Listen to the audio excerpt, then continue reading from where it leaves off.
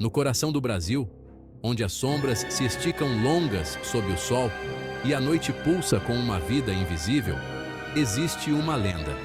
É uma história sussurrada em volta de fogueiras, um conto arrepiante contado para manter as crianças perto de casa. Esta é a história da mula sem cabeça, uma criatura de fogo e fúria que assombra as paisagens rurais do Brasil. Neste vídeo, vamos mergulhar nas origens desse mito aterrorizante, explorando o contexto cultural e histórico que deu origem a uma figura tão assustadora. A mula sem cabeça é mais do que apenas uma história de terror. É um ser de fogo e sombra, que se diz galopar pela noite, sua presença marcada por um fogo ardente onde sua cabeça deveria estar. O som de seus cascos batendo na terra, o grito apavorante que corta a noite. Essas são as marcas registradas da mula sem cabeça, que coloca medo nos corações daqueles que se atrevem a se aventurar depois do anoitecer. É uma lenda profundamente enraizada no folclore brasileiro, passada de geração em geração, sua imagem flamejante, gravada na consciência coletiva do povo. Por toda a vasta extensão do Brasil, a lenda assume diferentes formas, cada região adicionando seu próprio toque único à história. No entanto, os elementos centrais permanecem constantes. Uma criatura amaldiçoada a vagar pela noite, marcada para sempre por seu estado sem cabeça e pelas chamas aterrorizantes que emanam de seu pescoço decepado.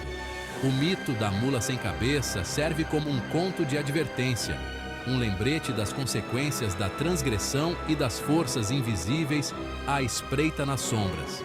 Mas o que há nessa criatura em particular, essa imagem horrível de uma besta sem cabeça, que cativou a imaginação brasileira por séculos? Para entender a lenda da mula sem cabeça, precisamos voltar no tempo, ao coração da história e do folclore brasileiros, onde as linhas entre a realidade e a superstição se confundem. A lenda da mula sem cabeça está profundamente enraizada no tecido social e religioso do Brasil colonial. É uma história frequentemente ligada à transgressão, especificamente o tabu de um padre e uma mulher se envolvendo em um caso de amor proibido. Esse ato, considerado um pecado gravíssimo contra a santidade da Igreja, teria incorrido em uma terrível maldição, transformando a mulher na monstruosa mula sem cabeça. As origens desse mito provavelmente remontam a uma época em que a Igreja Católica detinha imenso poder e influência sobre a sociedade brasileira. As doutrinas da Igreja, particularmente aquelas relacionadas à moralidade e ao pecado, permeavam todos os aspectos da vida. A história da mula sem cabeça, com seus temas de punição por amor proibido, servia como um poderoso impedimento contra o desvio do caminho da retidão. A mulher na lenda é frequentemente retratada como uma vítima das circunstâncias, levada ao proibido por forças além de seu controle.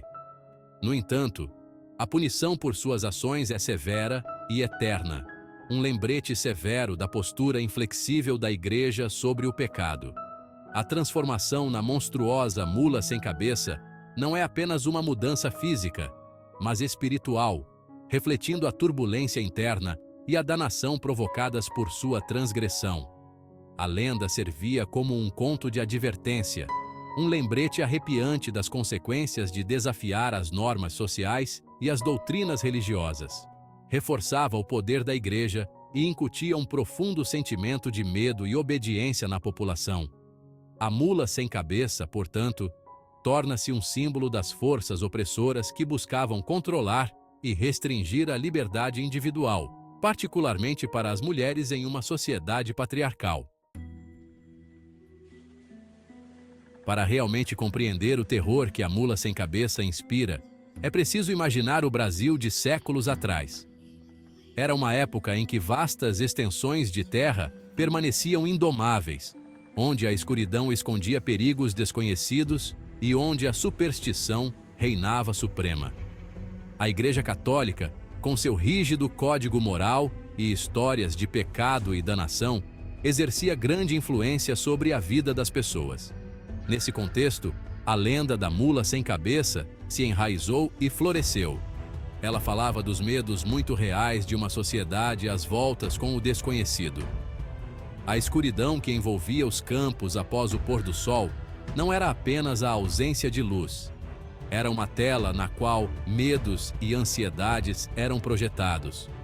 Os uivos de animais selvagens, o farfalhar das folhas, qualquer som inexplicável podia facilmente ser interpretado como a aproximação da aterrorizante mula sem cabeça.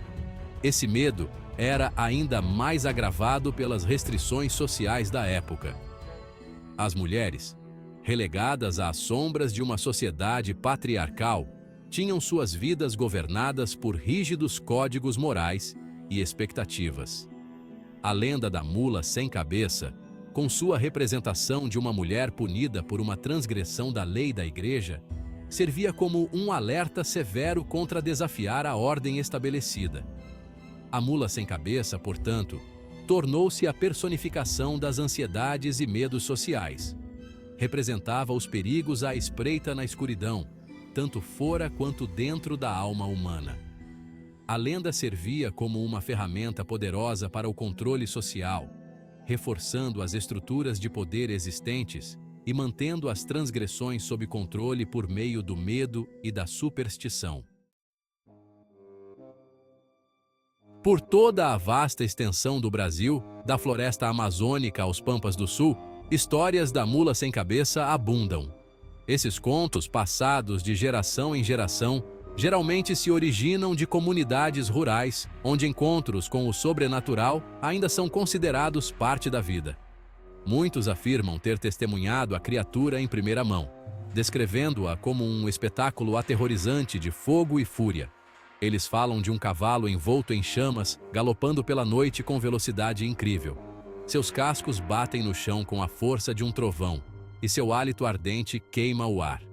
O detalhe mais assustador, no entanto, é a ausência de uma cabeça, substituída por um inferno furioso que cospe faíscas e brasas na noite. Alguns relatos descrevem a mula sem cabeça como uma criatura solitária, condenada a vagar pela escuridão em tormento eterno. Outros afirmam que ela procura algo, talvez uma alma perdida para compartilhar seu destino ou uma maneira de se libertar de sua maldição. Independentemente dos detalhes, esses encontros sempre deixam uma impressão duradoura, gravando-se nas memórias daqueles que têm o infortúnio de testemunhá-los. Esses relatos em primeira mão, frequentemente imbuídos de medo e admiração, pintam um quadro vívido do reino de terror da mula sem cabeça. Embora os céticos possam descartá-los como mera superstição ou alucinações, o grande volume e a consistência desses contos sugerem algo mais profundo e inquietante em jogo.